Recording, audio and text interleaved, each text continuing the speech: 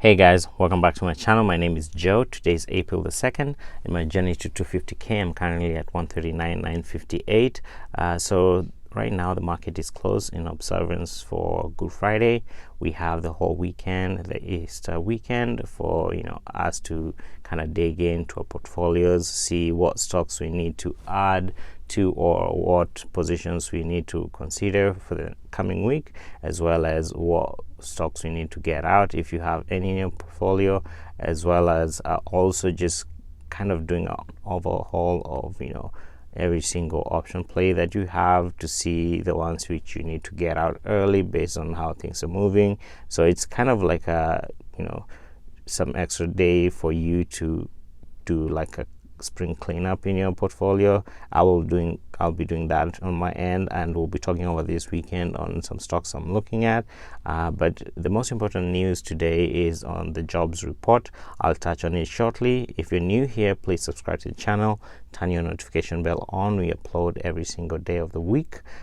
Give video a thumbs up for YouTube algorithm. We're growing very fast. We're almost 300 subscribers.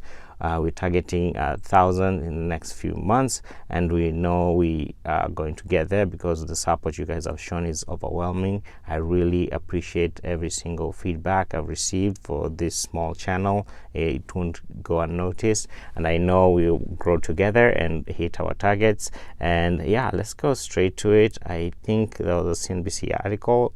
This one, I think it kind of had some highlights. So job reports blow past expectations as payrolls boom by 916 in March. So before I go through this key points in this article, I just want to say that even though things kind of seem like they're heading in the right direction, we have to remember that the vaccination is still going on, and not everybody has access to the vaccine yet. So we might see a little bit of a slowdown, even though the numbers beat their expectations. So just be aware that there's so many unknowns, and also we don't know if another wave is coming. It's just all over the place. So just be aware. I usually tend to err into the worst case scenario on my end. Not that I'm pessimistic, but I've learned over the years that the market is very unpredictable for the most part.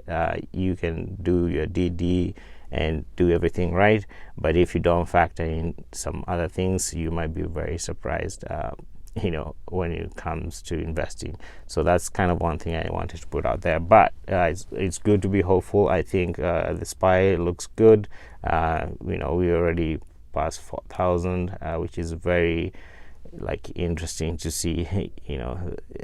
Nasdaq as well kind of growing a little bit, and all the indices looking a bit on the green for the most part last week, which was kind of fresh of breath air in my opinion, because we've had really tough times in the last couple of weeks, and I think a green week was really needed in my end. So job reports blow past expectations as payroll boom by 916 in March. So these key points I wanted to touch on, and then kind of also give my opinion going forward, how we'll prepare, and as well as over the weekend I'll just be touching more into some of the plays that we'll be looking, or kind of having in our watch list, or adding some position the next week. I think April is a good month for investing for those who haven't invested yet. We see this bull market kind of maintaining for a while. In my opinion, not bearish at all. Corrections are very normal, so that's just something you should be aware of. When you see like 10% dips, it's not really major. I think we had gone way past the growths were unsustainable in my opinion. So it was really nice to see some correction, even though the portfolio was going to be red. So let's go to the points. So non-farm payroll rose by 916 in March, 916,000 in March, while the unemployment rate declined to 6%. The job growth was well ahead of Dow Jones estimates for 675,000. So that was what people had estimated, and it was 916 what the numbers came, so that was really good increase, and the fastest since August 2020. And then gains were strongest in leisure and hospitality, while construction soared by 110,000. And then the last one, revisions also added 156,000 jobs to the totals for January and February.